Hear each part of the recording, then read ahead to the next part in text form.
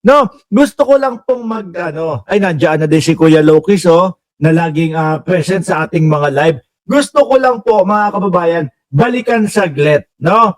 Yung dati, habang inaasar natin, binubwisit natin ang dating senador na si Antonio Trillanes, mga bossing.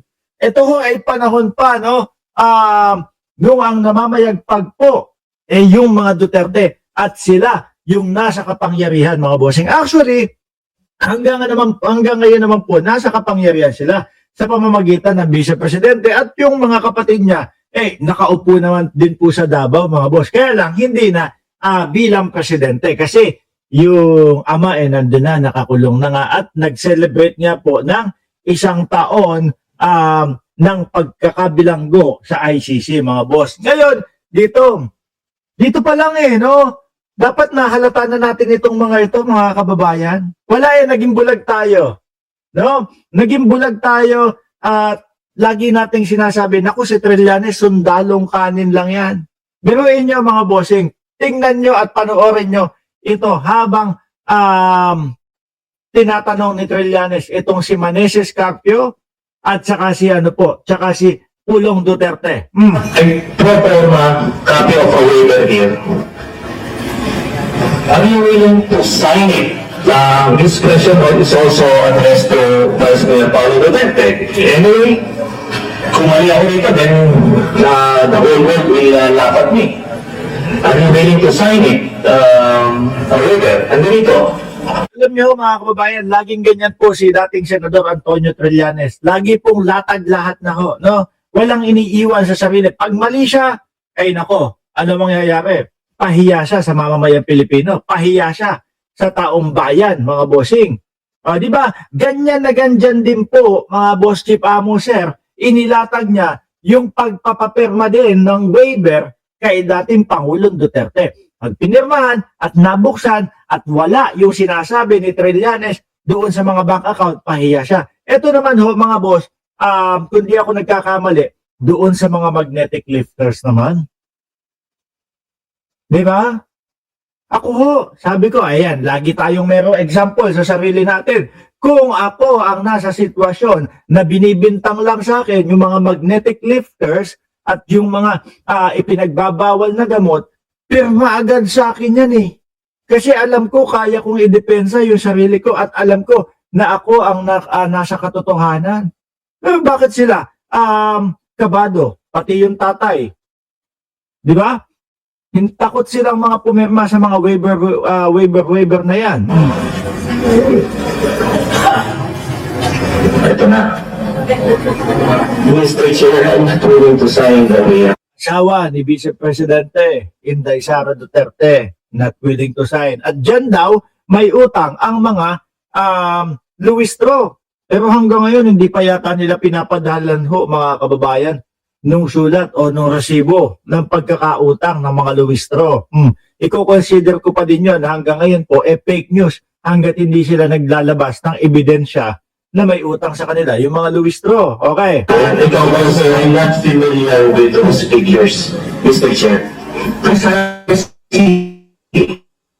if you're not familiar with really ito, there's nothing to be afraid of. Kung wala yung accounts na, then there's nothing to be revealed. Natatakot. Pirma agad, lagda agad. Nung dati ho, napansin ko, habang pinapanood ko ho to, mga kababayan, no, sabi ko, nahihiya ako sa sarili ko. Bakit hindi ko sila, hindi ko sila nabasa dito? No? Yung tipo bang, yung mga ganyan, pagpapapirma para maging open sa publiko. Para malaman ng publiko kung totoo ba yung sinasabi at mga ibinibintang ni Trillanes, hindi ko sila nabasa. No? Siguro dahil kasi bulag tayo, mga kababayan. Puro sila yung sinasamba natin dati, mga bossing. Ako, aminado ako, sinuportahan ko sila. Pero simula po, nung ang dating Pangulong Duterte ay puro kasinungalingan na po at puro fake news na lang po ang pinagpapahayag at ipinapakalat sa mamamayang Pilipino, nag-umpisa na po akong tumiwalag at nag-umpisa na po akong hindi sumuporta sa kanila, mga bossing. At napansin natin na puro na lang paninira ang ginagawa nila sa gobyerno ni Pangulong Bongbong Marcos. Sabi ni Ma'am BG Badyola, itsura ng magkatabi, ang sarap upakan. Tsaka ngingisi-ngisi, no? Malakas yung loob at matatapang sila, mga bossing. Bakit? Kasi nandoon sa taas ang dating Pangulong Duterte.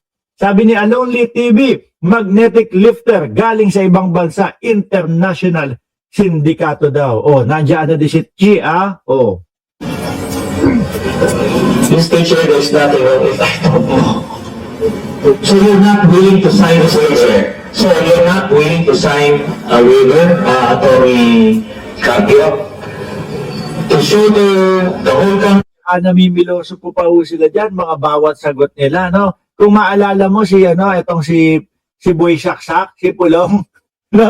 Lalo na doon sa tattoo ho. Kung wala kang tattoo sa likod, naku, simpleng, paano ba naman ipakita mo? Di siguro, wala na, discredit na lahat yung sinasabi ni Trillanes. Hindi napapaniwalaan ng taong bayan. Sinasabi niya na, may tattoo niya si Pulong na, ewan ko kung burat siguro yung tattoo sa likod. May tattoo niya si Pulong. Paano ba namang itaas yung damit sa likod? Ipakita para wala nang maniwala. Baka nga meron. Kaya mga takot na takot to, mga bossing. Di ba? Wala kayong ganyang talagang amount na nagtatatawa ka nga parang it's preposterous. Yes. Nanunuya, nangiinis, nangaasar. Malalakas ang loob. Bakit? Presidente ba naman? Si Tatay Digong nila. Di ba? I would again ask the senator to refrain from editorials. Anyway, Okay. we're only going to go for the facts, not the editorials. The answer, Attorney Capio, you're not willing to answer. Okay, sign the waiver. Mr. Chair, I already answered. I'm not willing to sign. Okay, please. Dibayin mo, simula po dati, kailan pa po yan? Senador pa si Antonio Trillanes. Hanggang ngayon po, mga kababayan, wala pa rin ho tayong nakikita na sagot sa mga ito. At pati ho yung sa vice-presidente. Di mo ba? Tapos lagi nilang sasabi, open dapat sa publiko lahat-lahat. Open dapat si Bongbong Marcos sa lahat-lahat. Ito ang Pangulo. Bawat bawat issue nila kay Pangulong Bongbong Marcos, sinasagot at pinapakitaan sila ng ebidensya. Sila, ang lagi hong sinasabi, mga bossing, pinupolitika kami. Nakasawa, Paulit-ulit na pinupolitika kami. Yun at yun din ho, mga bossing.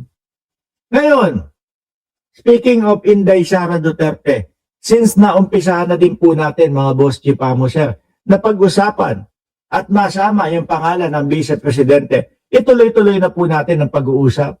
Ngayon, alam naman po nating lahat na ang vice-presidente ay nagpahayag na po, mga kababayan, ng pagtakbo sa 2028. At nagulat nga po si Chi noon. Sabi ni Chi, uy, nagulat ako.